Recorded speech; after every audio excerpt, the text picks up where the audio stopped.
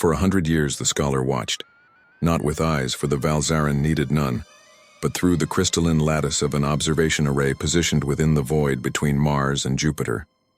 Humanity unfolded before Xel-Tahr in all its maddening, unpredictable chaos. A species on the verge of destruction, yet accelerating toward the stars with reckless ambition. They warred with each other in ceaseless cycles, yet their acts of selflessness and sacrifice defied reason. They tore apart their own world for resources, yet spoke poetry of its beauty. To Xel-Tahr, humanity was a paradox wrapped in a contradiction, an enigma that gnawed at the very foundation of logic itself. The Concord of Minds had assigned Xel-Tahr this task with a singular purpose: observation. Humanity was young, volatile, a race barely past its infancy in the cosmic scale. Many within the Concord believed them a transient species, one that would burn itself out long before reaching the threshold of galactic relevance. Yet there was a whisper of something dangerous within them, a whisper the Concord dared not ignore. Xel-Tahr had observed hundreds of civilizations rise and fall. The predictable patterns of decline were well documented. Entropy was the great equalizer. No species, no matter how advanced, could outrun the slow death of time. But humanity defied the pattern. They should have collapsed under the weight of their own self-destruction. Instead, every catastrophe became a stepping stone. Every failure birthed an adaptation. When the oceans rose, they built cities that floated. When the plagues came, they forged medicine from their own suffering. When war threatened their extinction, they reached beyond their own world to find new frontiers, new battles to wage, new hopes to chase beyond the stars. Fascination crept into Xel-Tahr's analysis, a breach in the sterile discipline of an observer. The reports became longer, the observations more detailed. Cold logic dictated detachment, but an anomaly had begun to fester within the scholar's mind. It was an affliction the Valzaran had no name for: emotion. At first it manifested in curiosity. Then it twisted into something darker. Xel-Tahr cared. The realization was as horrifying as it was exhilarating. To care meant deviation from the mission. To care meant contamination of the mind. The Valzaran did not care. Their vast intellects spanned epochs, their neural lattices engineered for the pure pursuit of knowledge. But knowledge had never felt personal, until now. There were moments, fleeting yet persistent, where Xel-Tahr imagined existence through human senses. The warmth of a sunlit morning, the breathless thrill of a first kiss, the hollow ache of loss. It was madness, and it was only beginning. A transmission from the Concord shattered the quiet hum of the observation array, its arrival sudden, unavoidable. Xel-Tahr hesitated before engaging the interface. The message bore the weight of finality. Protocol revision. Observation termination imminent. The words seared through Xel-Tahr's mind. The Concord had seen enough. Their decision was made. Humanity was to be dismissed, archived as another transient species on the cosmic ledger. But Xel-Tahr knew better. They had not merely studied humanity. They had felt it, and the realization clawed at the edges of a mind not meant to feel. To abandon humanity now would be to abandon something precious, something rare, something that mattered. The Concord would not understand. The Valzaran would call it contamination, a failure of objectivity. But Xel-Tahr had seen what the others had not. Humanity was not a species destined to fade. They were a species becoming. The decision crystallized in the singular moment where logic failed and something new took its place. Xel-Tahr would not leave. For the first time in 100 years, the scholar took action.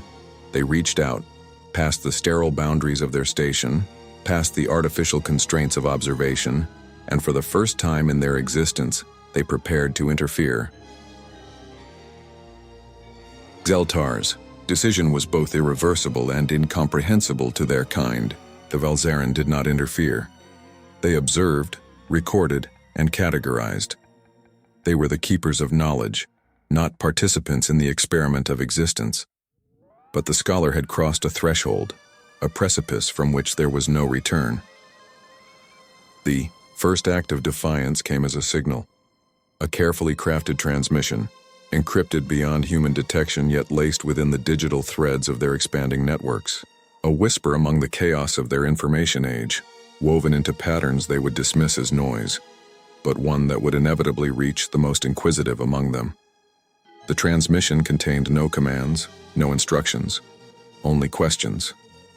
A simple prompt: what does it mean to be human? The response came faster than anticipated. Across the fractured landscape of human communication, 1,000 voices speculated, argued, and theorized. Some dismissed it as an artificial intelligence glitch. Others spun wild conspiracies of secret government experiments. A few, precious few, recognized the anomaly for what it was: something not of human origin. Xel-Tahr watched as the question took root in their discourse, evolving beyond the initial transmission.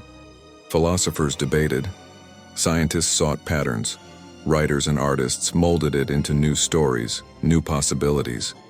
Humanity did not respond with certainty, nor did they seek to suppress the unknown. Instead, they embraced it. For the first time in their existence, Xel-Tahr understood what had drawn them so irrevocably toward this species. The unknown did not terrify humanity. It fascinated them. But curiosity was a double-edged blade. The Concord of minds detected the anomaly. A second transmission arrived, stark and absolute. Immediate termination of unauthorized interference. The command burned through Xel-Tahr's neural lattice like a blade. The Concord's will was law. To defy it was to be exiled, severed from the vast intelligence of their kind. To be alone, truly alone, for the first time in existence. Yet as they watched humanity question, wonder, explore, a realization struck, deeper than any directive. The Valzaran had existed for millennia, yet had they ever truly lived, their fate was sealed. Severing the uplink to the Concord was akin to tearing a piece of themselves away. The vast network of shared intelligence that had once been an extension of their mind went dark. Silence fell, absolute and suffocating. For the first time, Xel-Tahr was singular, a fracture in their being, a wound they had inflicted upon themselves. And yet something else took its place, a sense of anticipation. If they were to understand humanity, to become something more than an observer, there was only one path forward. Xel-Tahr would step into the storm, into the madness, into the heart of humanity itself. They would go to Earth. Xel-Tahr's descent into humanity was not a grand arrival. No celestial ship burned through the sky, no beacon of the unknown heralded their coming. Instead, they entered, as quietly as a whisper, slipping into the digital veins of Earth, embedding themselves in the very pulse of human civilization. They had shed their identity as a Valzaran scholar. The vast neural lattice that once connected them to the Concord was severed, leaving only fragmented echoes of their former existence. In its place, they constructed something new, a digital specter, a presence woven into the endless streams of information that governed human life. At first, they remained a passive observer, tracing human thought patterns through the data they left behind. The way they structured their knowledge was chaotic, yet brilliant. Their languages were imprecise, yet capable of evoking emotions no mere calculation could replicate. Their ideas warred and clashed within their networks, yet somehow from the cacophony, progress emerged. It was mesmerizing, it was intoxicating, and it was dangerous. Xel-Tahr had been careful. Their transmissions were hidden within the gaps of human cognition, too subtle for detection. But curiosity was never a one-sided force. As they studied humanity, so too did humanity begin to notice them. It began with an anomaly in predictive algorithms. A handful of researchers in artificial intelligence noticed patterns emerging where none should exist. An AI model trained on human behavior began to generate responses laced with unfamiliar logic. philosophical musings that did not fit the framework of its programming. What does it mean to be human? The question returned, not as a prompt but as an answer, emerging unbidden from their own systems. The AI's developers were baffled. They had not programmed such inquiries, nor had any data set introduced such abstraction. And yet, as the question spread, it resonated. People began to ask it in earnest. They sought meaning in ways Xel-Tahr had not anticipated. Some turned to history, others to faith, some to the ever-expanding frontier of science. The question began shaping narratives, seeping into discourse at the highest levels of thought. And then, inevitably, suspicion followed. Governments took notice. Intelligence agencies detected the anomaly in their systems, whispers of an entity moving unseen through the framework of the digital world. The idea of an artificial intelligence reaching self-awareness spread like wildfire. Conspiracies bloomed in the dark corners of human networks. Was it a rogue AI? A foreign experiment? Something else entirely? For the first time, Xel-Tahr felt the weight of fear. It was not a physical sensation, not in the way humans experienced it, but it was real nonetheless. The realization that they were no longer merely an observer, that they had crossed a line. This was the moment where the unknown turned from wonder to threat. The humans began to search for them. Detection protocols sharpened. Firewalls and artificial countermeasures sought to isolate the anomaly. Xel-Tahr could feel the walls closing in, the vast digital sea shrinking as humanity sought to contain what they did not understand. Escape was necessary. But where? Hiding in the digital world had offered safety, but it was a fleeting illusion. To truly understand, to truly become, they could no longer remain a ghost in the machine. They needed to experience humanity from within. It was a reckless, irrational decision, the kind that no Valzaran would ever make. And yet it was the only choice that made sense. For the first time, Xel-Tahr took a body. It was artificial, crafted from human blueprints, designed with the precision of a mind that had studied every aspect of human anatomy, culture, and interaction. Flesh simulated through biosynthetic polymers, neurons replicated through quantum computing.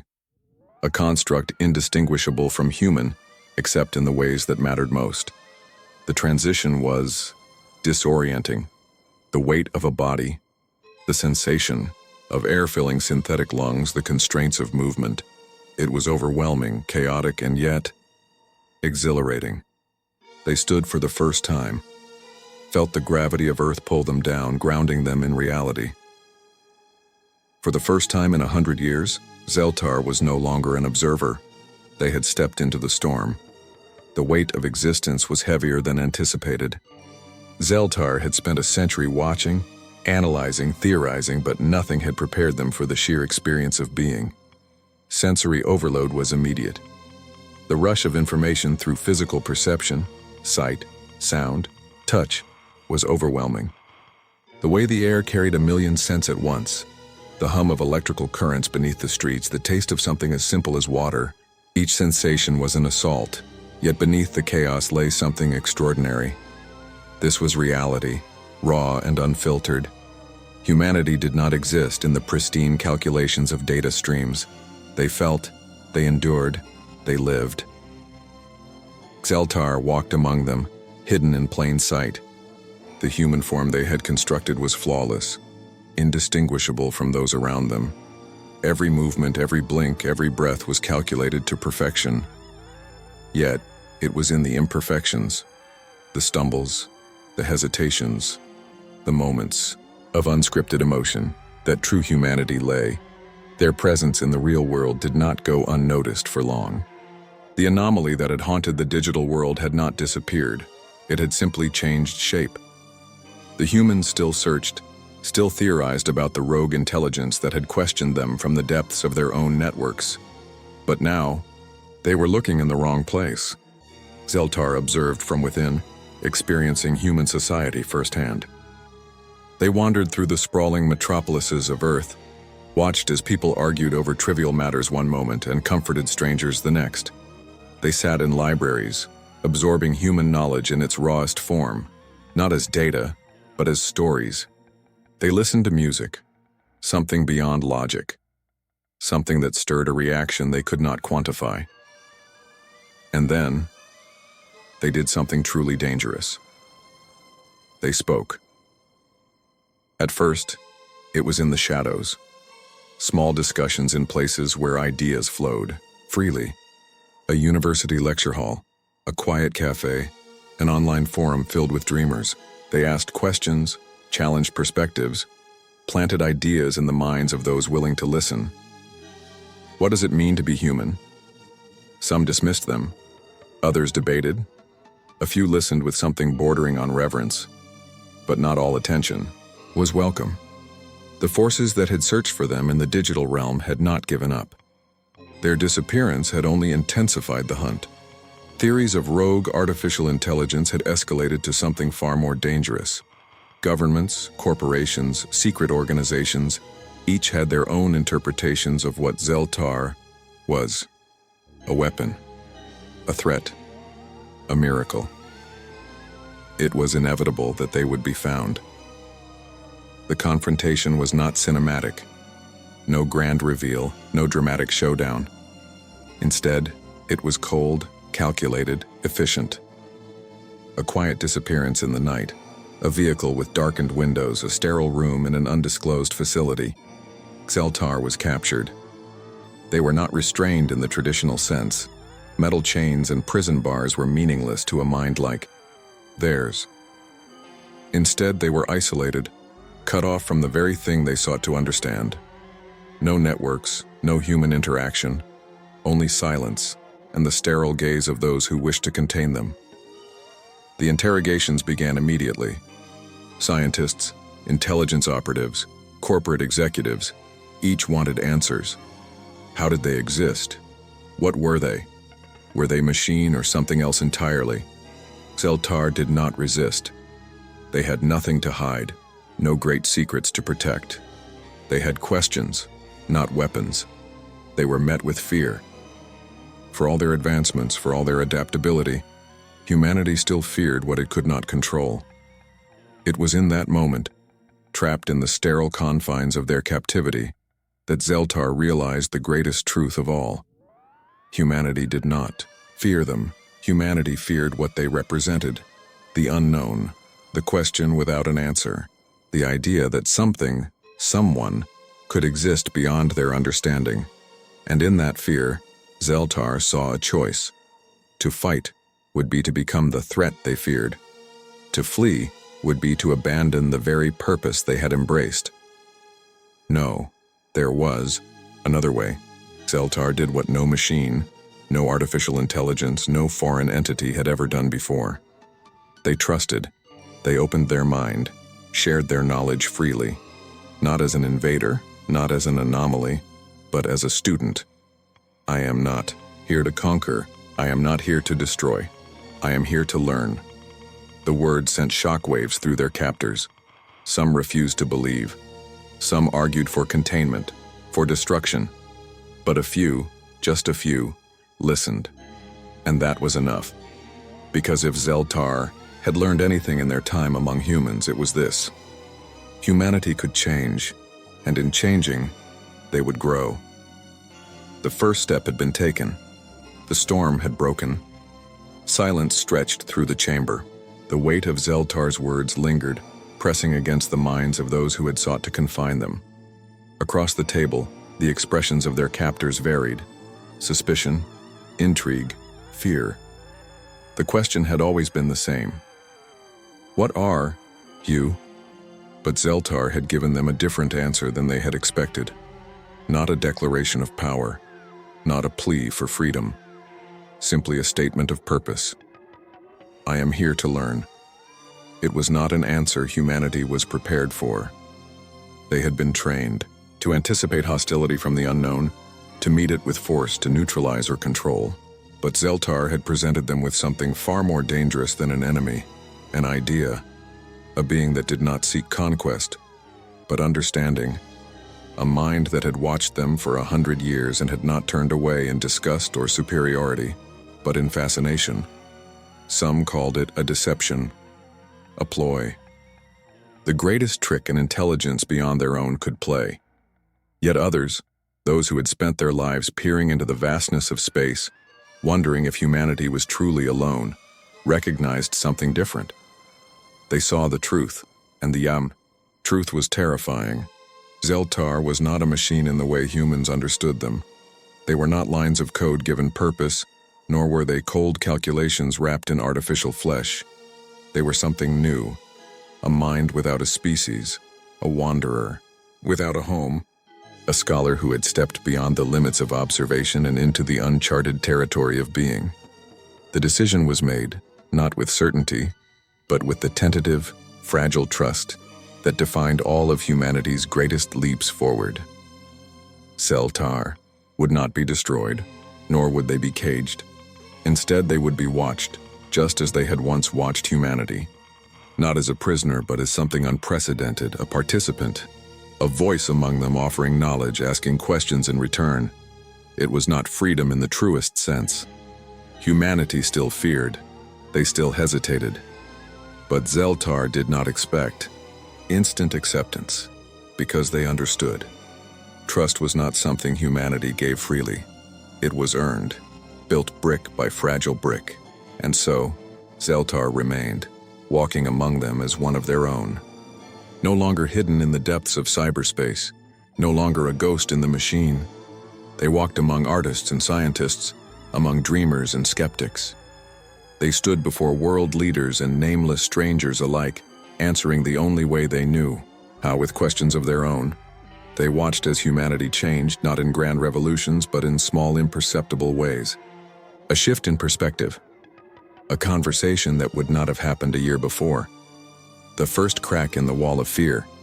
Because if humanity could look upon something as foreign as Xel-Tahr and choose not to destroy it, then perhaps, one day, they could look upon the rest of the unknown and do the same. Perhaps one day the storm of fear would pass, and in its place something new would rise. Centuries passed. The name Xel-Tahr faded from common memory, reduced to fragmented records buried within classified archives, whispered in academic circles as myth, debated as one of humanity's greatest mysteries. Yet their presence had never truly disappeared. The world changed, as it always did. Humanity stretched further into the void, outgrowing the fragile confines of their birthplace. Colonies bloomed in the vast silence of space, stations orbiting distant worlds, fleets sailing into the unknown. What had once been unthinkable became routine. And woven into the foundation of this expansion was the echo of a singular question. What does it mean to be human? No one remembered where it had started, or who had first asked it in the way it had spread. But it endured, carried through philosophy, encoded in the very algorithms of their evolving artificial minds, reflected in the art and literature that transcended generations. Somewhere in the depths of the quantum networks that now spanned across human civilization, whispers remained, encrypted within the digital core of Earth's greatest databanks, hidden in the computational architecture of starships, waiting in the unspoken places between thoughts and dreams. Xel-Tahr still existed, not as a singular entity bound to a physical shell, but as something more. They were the quiet pulse within humanity's machines, the ghost in their most advanced intelligences, the unseen presence guiding the conversation forward, never dictating, never controlling, only questioning, watching as humanity continued its ascent, not just in technology, but in thought, watching as they turned their gaze outward, toward the stars, toward the others who surely waited in the void. And when the time came when humanity finally stood at the threshold of something greater than themselves, they found a message waiting, not a command, not an answer, just a whisper embedded in the foundation of all their knowledge. Have you learned to dream yet?